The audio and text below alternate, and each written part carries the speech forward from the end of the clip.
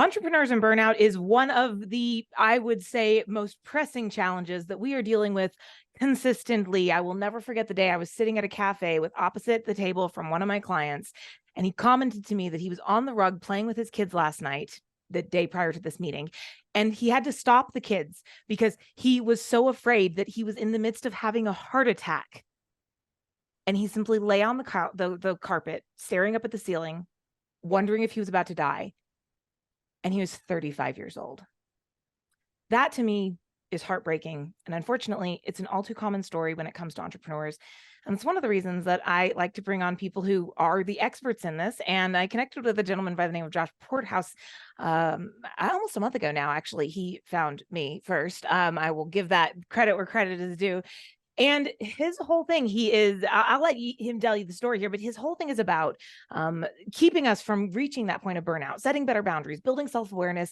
He has an entire podcast about it. And I convinced him to sit down with me for just a couple of minutes here to give you some of the best tips that will help, hopefully, pull you out of the downward spiral. So, Josh, thank you so much for taking the time to sit with me.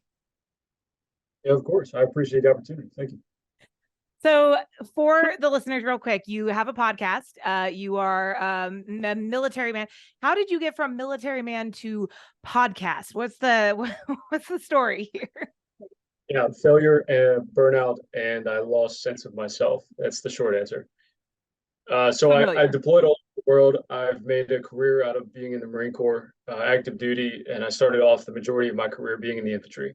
So deploying all around the world, trying to find ways to tactically work with people led me to opportunities to tactfully work with people. And sort of in that capacity, the last few years, I've spent my career working or teaching Marines and sailors how to better communicate effectively through cross-cultural boundaries, through a certain, I guess you could say, degree, sense of self, and what that can bring to the table to help communicate more effectively, interpersonally, interoperably, and then just intra-team, small team type environments. Nice. So by virtue of all those things, I ended up getting divorced. I ended up just sort of breaking down in my head and not knowing how to balance work and life, I guess you could say. The ironic thing is the military offers a structure where I don't have to balance any of it. They do it for me. They tell me what to do, and I just do it.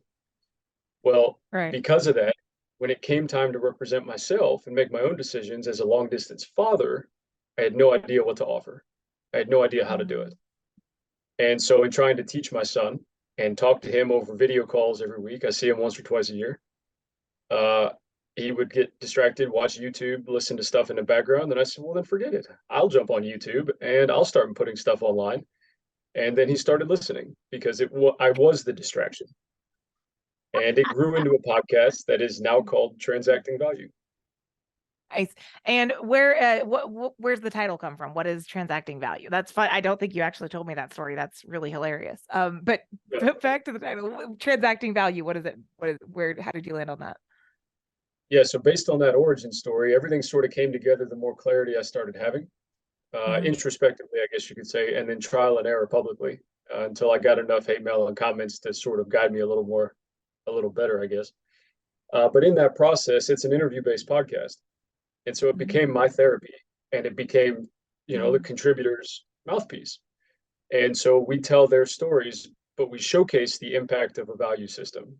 And so it was transacting value.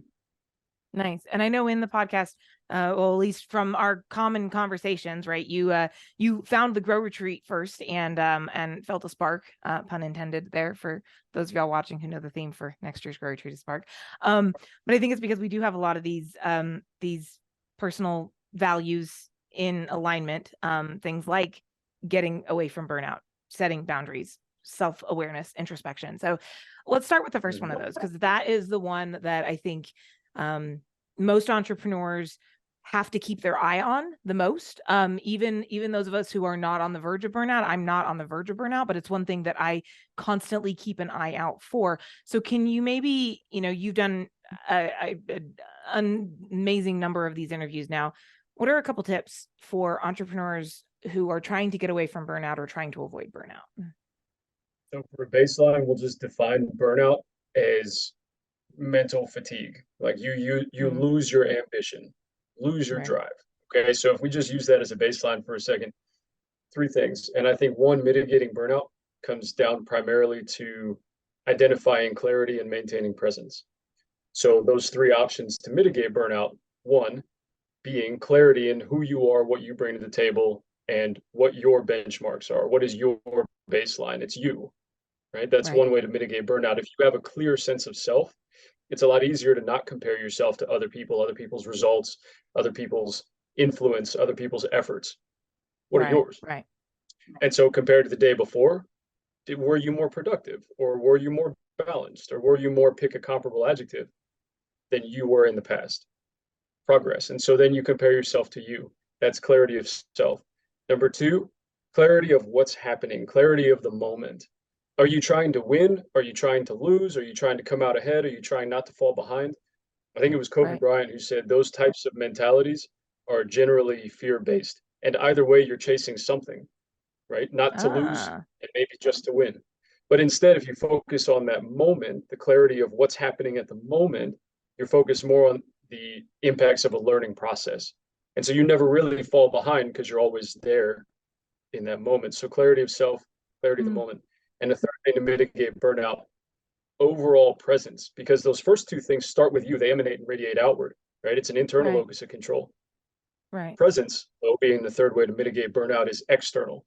So you've got to be present in each moment as you're receiving from other people, from clients, from spouses, interpersonal Mm, relationships, from external factors, to take it in and develop some humility and digest it, because it's not all about us, especially in entrepreneurship. sure. And so to keep those three things in alignment, ideally on a regular basis, can help to mitigate burnout. Well, that is the challenge there for for sure. It's keeping everything in alignment when you have, Yeah. 18 hats you're trying to wear in one day. Um, and similar to that note, I know in my head, this idea of setting better boundaries, holding better boundaries, for me, that has been a piece of avoiding burnout too, because where I get burned out is when I let myself get pulled in too many directions. Now I can't stay present, right? I can't have that clarity. So, um, what are a couple tips on that front? Setting better boundaries. Entrepreneurs aren't always great at this. Sometimes we're really terrible at it, actually. So maybe you have some ideas to help. Uh, People are, right? It's just a natural tendency to go towards a path of least resistance. And sometimes the path of least resistance is not saying no. Right. So when Yeah. we're talking about, because it can cause conflict, right? So Sure.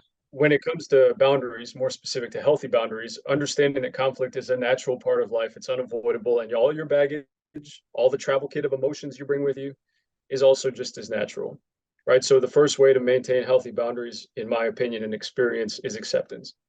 What you have gone through, what you've experienced, what you're willing to go through again or brand new in the future, accept that you and everything that comes with being you is going to be there in that moment also. So, what does that look like?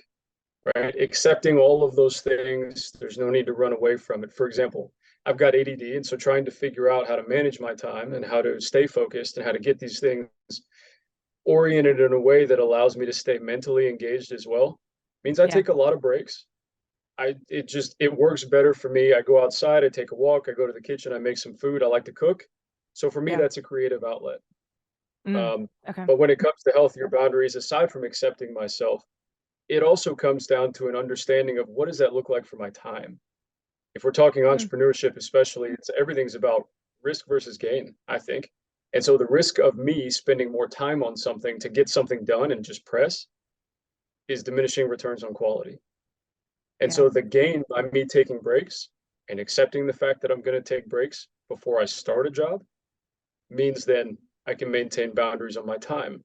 Mm, Thirdly, my attention span. But when it comes to people, it's easy to bring your work home and bring your home to work, hmm. especially like in my case, my studio's in my house. So everything is really easy to overlap. But even when I'm Right. physically present, I'm mentally somewhere else, nine Right. times out of 10. So another way to maintain healthy boundaries is a conscious awareness and a willingness to communicate that to your spouse, your family, your friends, whoever your sphere of influence is. and build a support network. And more often than not, that'll help you also. So last question here, because I know we're running out of time really quickly here, but I do want to hear everything you've talked about, all of these pieces, really very difficult to do if you are not self-aware. So if you had to Mhm. pick one tip, because I think entrepreneurs building self-awareness, this is how we are better leaders, this is how we are better marketers, this is how we're better operations directors, this is how we are better CEOs and visionaries. Like that self-awareness piece is, and especially those of us with ADD, ADHD, self-awareness is critical for us. So number one tip, building self-awareness, what is the one thing that is most important people do? Or that people should try to do is exhibit vulnerability.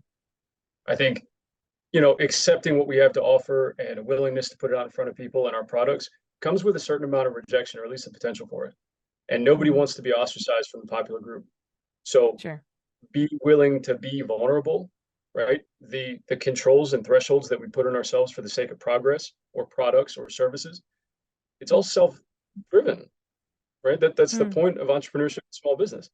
So sure. understand that within those confines, don't overextend your bank account, set your own controls, set your own thresholds in a place where you're willing to be vulnerable and make mistakes and get feedback and hear about it honestly and openly. I think vulnerability is the biggest key there. And I think, that was definitely not the answer I was expecting. I had all these ideas of what you were going to say there, and that was not anywhere in any of them. But I think there is some really deep wisdom there, right? Because in order to be vulnerable, we have to be willing to become introspective. We have to be willing to pay attention to ourselves. And so Mhm. it's almost like a, hey, if you will embrace vulnerability, you will build self-awareness. Like it's going to be a piece of that. So that's actually really clever. Um, so this was fantastic. Quick question, for anyone who's been listening and going, oh, this was deep. Like I was, how do they check out the podcast? Where do they get in touch with you? If they are desperate for more Josh, what do they do? Yeah, so simple. Right now, the easiest way to do that is go online, transactingvaluepodcast.com. You can follow along on social media on primarily now Facebook. I've got a profile on LinkedIn as well.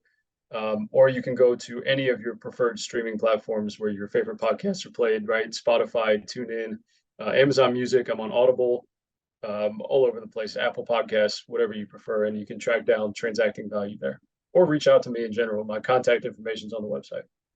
Perfect. Super easy. So we'll drop those down in the description as well. Or at least the link to the podcast or the website, since that is like the hub to find everything else. Josh, this was fantastic. Thank you so much for taking a couple minutes to sit down with me. And I'm sure we will be chatting again.